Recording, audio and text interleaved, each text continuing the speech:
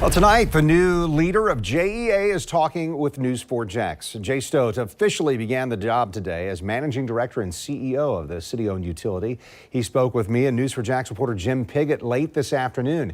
Jim is live in our newsroom. And Jim, JEA, we know they had a troubled year, all stemming from that attempted sale of the utility. And that's right. And one of the things that we did want to find out is that I also talked to Stowe because he moved to town and he is working at the JEA tower. But I did speak to him remotely. And one of the first questions I had for him was how he is going to gain the trust back.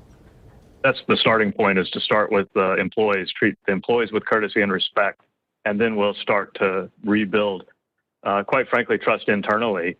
And I think the idea of me on my very first day of telling you how hard it's going to be or not be for building trust is something that we really need to talk about. We can have another meeting in a few months and we'll start to see if we made any progress. And then over time, we'll judge whether or not the team that we work with has improved the trust of the community. But I hope so, because there's really lots of good people here doing lots of good work every single day.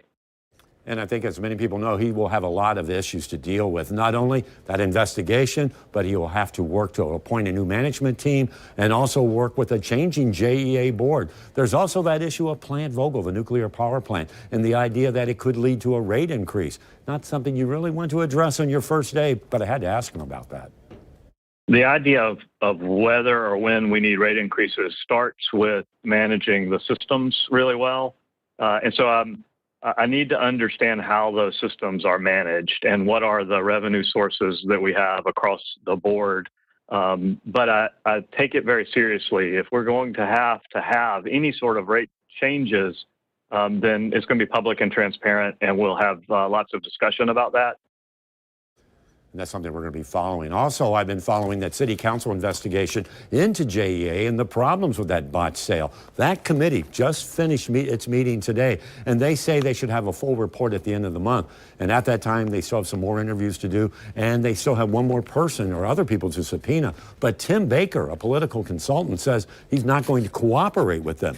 Baker said it would be unlawful for him to do so because of the work that he did with this client, Florida Power and Light. Of course, we're going to have much more on all of this later on tonight at 10. Ken?